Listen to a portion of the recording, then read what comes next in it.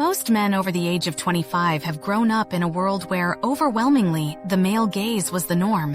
Simply put, whether a woman was attractive and beautiful was determined by men and men only.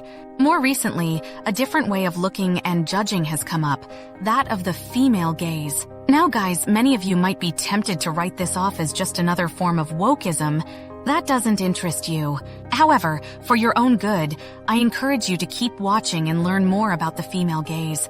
It might just increase your chances of meeting the woman you have dreamed of. So what is the female gaze? It is a way of seeing the world that is shaped by the experiences, wants, and points of view of women. It's about judging women as more than just things to desire. Instead, it encourages you to see them as people with free will, complexity, and uniqueness. This view tries to show women in a way that connects with their own lives and goes against the common idea that women are passive or only exist for men's pleasure. What makes the female gaze different? You might be wondering what all the fuss is about. Doesn't the male gaze happen a lot in art and music? If you look at history, yes, it has been. A common part of the male gaze is making women into objects, showing them as sexualized, passive things that men can use. Think about how women are often used as eye candy or plot devices in ads, movies, and even books that are mostly about men. The female gaze, on the other hand, changes things. It's about showing women in ways that are true to their different identities, experiences, and wants. It's not just about how they look or how they interact with men. It also shows their inner lives, including their struggles and victories. It recognizes that women are complex beings with their own stories to tell, and celebrates their strength, intelligence, and freedom. This is what it really means. At its core, the female gaze is a way to give women power. It questions the status quo and gives women in society a more complete and nuanced picture. By seeing things from this point of view, we recognize that women's experiences are different, and thereby we can break down harmful expectations and stereotypes. This is about giving women a place to see themselves in the media they watch, which makes them feel understood, supported, and strong. The female gaze isn't just about women either. It's good for everyone because it encourages understanding, empathy, and fairness. When we include different voices and experiences in our thinking, we learn more about what it means to be human and help build a society where everyone's stories are valued and celebrated.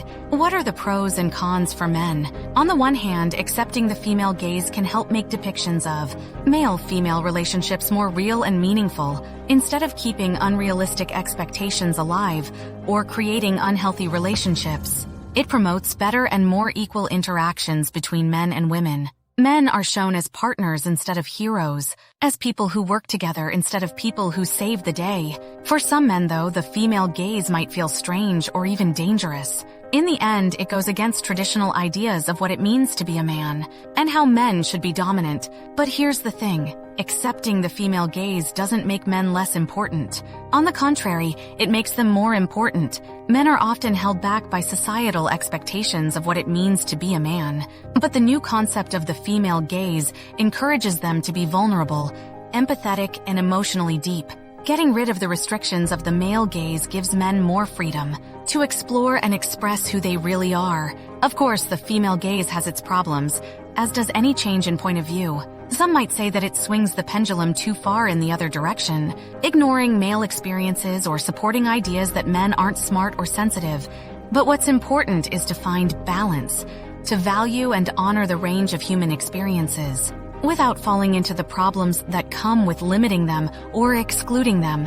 Let's discuss other implications of the growing importance of the female gaze. It has effects on society as a whole that go beyond how it affects gender relationships. It gives voices and points of view that aren't often heard. It's a chance to be heard by questioning traditional power structures and stories. It makes us think about how other underrepresented groups are shown in media and culture as well, not just women. The female gaze also makes us question our ideas about what is beautiful, what we want, and who we are. It goes against the male gaze's narrow ideas of beauty and celebrates the variety of bodies, experiences, and wants. It means making a culture where everyone feels seen, valued, and accepted for who they are, no matter how they follow social rules or expectations.